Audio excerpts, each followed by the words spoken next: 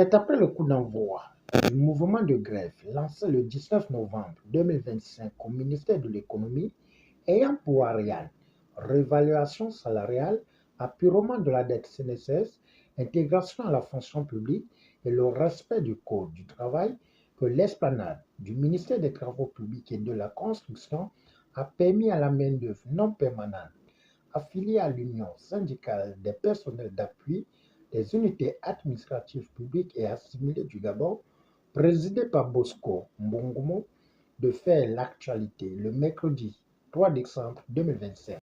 Ici, nous sommes au ministère des Travaux publics et de la Construction, mercredi 3 décembre 2025. Au piquet de grève, la grève que nous avions démarrée le mercredi 19 novembre 2025 au ministère de l'Économie. Nous revendiquons à juste titre la révalorisation salariale, l'appurement de la dette CNSS, l'intégration dans la fonction publique et le respect scrupuleux du Code du travail par rapport à l'âge de la retraite. Si et seulement si l'État employeur ne fait pas un effort de faire en sorte que nous puissions échanger pour trouver les solutions telles que nous posons, nous n'aurons pas le choix, si ce n'est de durcir ce mouvement de grève. Les moyens, nous les en avons. Depuis que nous avons mis en place notre organisation syndicale, le 16 avril, nous avons entrepris des démarches, comme la loi nous l'indique, qui consistent d'abord à nous présenter. Ils nous ont écoutés, nous les avons écoutés, ils nous ont fait des promesses. Quand je dis ils, ce sont les représentants spéciaux de Monsieur le Président de la République, chef de l'État, chef du gouvernement, son Excellence, le secrétaire Oligui Nguema. Suite à nos demandes d'audience, il a instruit à ses collaborateurs de nous recevoir le 12 août 2025. Nous avons échangé longuement sur les 4 points que nous venons d'énumérer. Et ses collaborateurs du chef de l'État nous avaient dit ceci, qu'il devrait nous faire un retour dans les toutes prochaines semaines. 3 mois se sont écoulés, nous n'avions pas eu de retour. En bon syndicaliste que nous sommes, nous avons dit non. Il faut convoquer une assemblée générale et déposer un préavis de grève. C'est ce qui fut fait. Nous avons déposé le préavis de grève de 8 jours francs le 6 novembre 2025, suite à l'adhésion de l'Assemblée générale que nous avons tenue le 5 novembre 2025. Alors, depuis que nous sommes en grève, l'État employeur fait fi. Il veut peut-être voir où nous serons capables de partir. Mais ne vous en faites pas. Nous sommes en train d'arriver. Nous sommes en train d'arriver. Messieurs les membres du gouvernement de la 5e République, attendez, nous arrivons chez vous. S'il faut arriver chez vous, nous allons arriver. Qui suis-je? Je suis Jean Bosco Bungumu Boulanga, président de l'Union syndicale des personnels d'appui des états administratifs publics et assimilés du Gabon. Je suis accompagné ici des autres membres du bureau exécutif national qui compte 16 membres. En dehors de nous que vous voyez là, derrière, vous avez d'autres agents. Et nous vous signalons que ce piquet de grève est bien suivi également à l'intérieur du pays.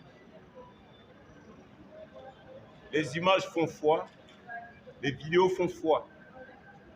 Voilà le message que nous tenions à vous faire passer ce jour, de mercredi 3 décembre 2025, tout en disant que le piquet de grève du Grand Libreville est rotatif.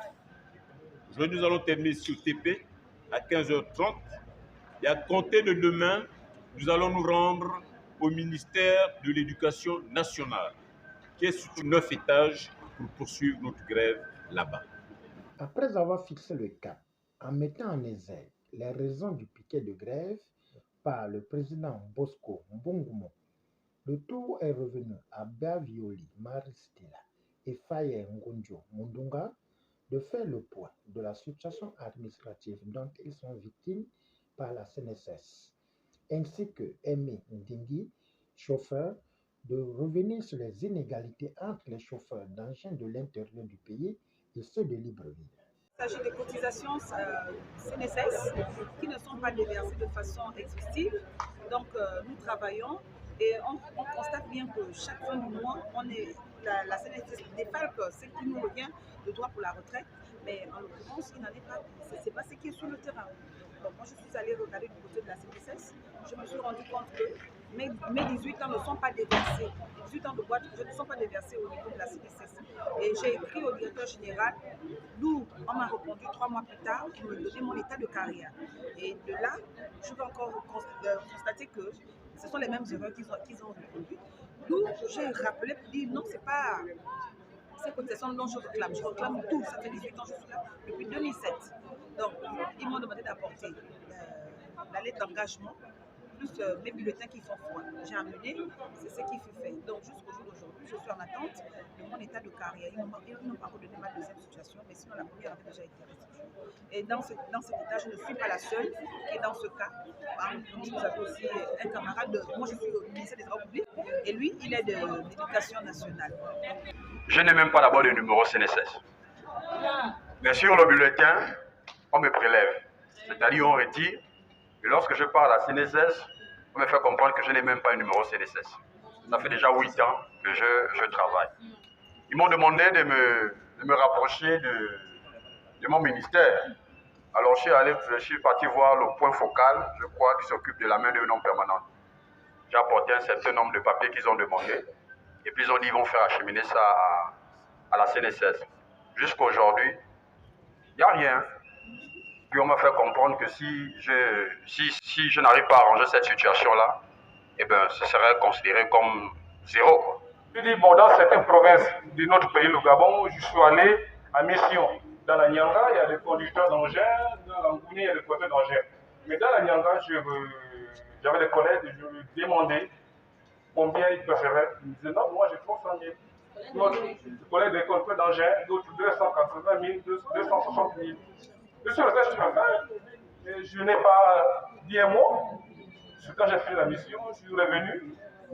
C'est de cette injustice que je voulais parler, monsieur le président, cher camarade.